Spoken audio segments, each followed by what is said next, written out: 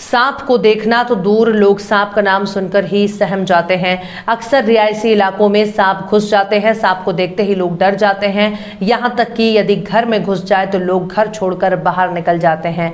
ऐसे में उसे पकड़ने के लिए किसी सपेरे या जानकार की जरूरत पड़ती है। ऐसे में एरिक साइमन लोगों के लिए मददगार साबित होते हैं। जी हां, नेपा लिमिटेड से रिटायर्ड सहायक सुरक्षा और अग्नि अधिकारी एरिक साइमन करीब 1 दशक से निःशुल्क सांप पकड़कर सुरक्षित जंगलों में छोड़ने के कार्य में जुटे हुए हैं। ये सिलसिला सुरक्षा के साथ साथ लोगों को इस परेशानी से भी निजात दिलाने का आज तक जारी है। आपको बता दें कि सांप देखते ही नगर के लोग एरिक साइमन को याद करते हैं। साइमन को फोन की घंटी बजते ही साइमन अपने मुहिम पर निकल जाते हैं। सांप चाहे नेपा नगर में किसी के यहाँ भी निकला हो या फिर दूरस्थ ग्रामों में, वे स्वयं अपने खर्च पर अपने वाहन से सांप पकड़ने के लिए निकल जाते हैं। यहाँ तक कि वे इस काम के लिए किसी से भी पैसे नहीं लेते।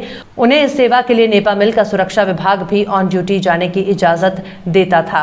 साइमन की सेवाएं यहीं तक सीमित नहीं रह जाती। वे समाज सेवा के साथ ही अभी तक छोटे बड़े जहरीले 20,000 सांप पकड़ चुके हैं, बिना नुकसान पहुंचाए जंगल में छोड़ चुके हैं। एरिक साइमन कई प्रजाति के सांप पकड़ चुके हैं। वे 5 से अधिक 2 मुँहे सांप भी पकड़कर वन विभाग को सौंप चुके हैं, जबकि 2 मुँहे सांप की अवैध रूप से खरीद फरोख्त भी की जाती है, जिसकी कीमत लाखों रुपए तक मिल जाती है। इसके बावजूद साइन ईमानदारी और वन्य जीवों के प्रति अपनी लगाव की भावना के चलते निस्वार्थ अपनी सेवाएं नगरवासियों को दे रहे हैं।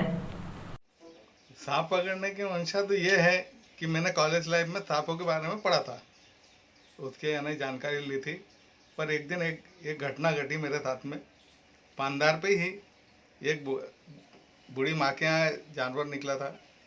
उस समय संजय नगर के कुछ लोग पकड़ते थे, तो मैं ग्राउंड पे फुटबॉल खेलने जा रहा था। भीड़ देख के मैंने पूछा क्या हो गया, तो बोले कि सांप निकला है। तो मैं जाके देखा, मैंने वो वहाँ पे यानी उनसे बहसबाजी कर रहे थे कि हमको 200 यानी सांप पकड़ा है तो 200 रुपये दो। तो बूढ़ी अम्मा ने बोले कि बेटा मैं तो भीख मांग के अपना जीवन यापन करती हूँ, तो ये जो भी मेरे को आज मिला है ये 60-70 रुपये आप लेके जाओ और जानवर लेके आओ। तो बोले कि नहीं 200 रुपये ही लगेगा। तो उस समय मैंने बोला था कि आप एक काम करो, 200 रुपये मेरे से ले जाओ, सांप को छोड़ दो। और उसके बाद ये घटना के बाद से मैंने कसम खाई थी कि नेपा नगर में जब भी सांप पकड़ूंगा किसी तो बिना निःशुल्क पकड़ूंगा, किसी से 1 पैसे नहीं लूँगा। उस दिन से मैंने नगर में सांप पकड़ना चालू करा। यहाँ तक कि आपके बारे में कहा जाता है कि आप जिसके यहाँ सांप पकड़ते हो उसके यहाँ का पानी तक नहीं पीते। जी हाँ, पानी नहीं पीता मैं, पानी नहीं ना, मैं उनसे ज़्यादा चर्चा करता हूँ। अब तक कितने सांपों को आप पकड़ चुके हैं? यदि छोटे मोटे मिला के करेंगे तो 20,000 के ऊपर है, पर बड़े जहरीले सांप है ये 8,800 के करीब है।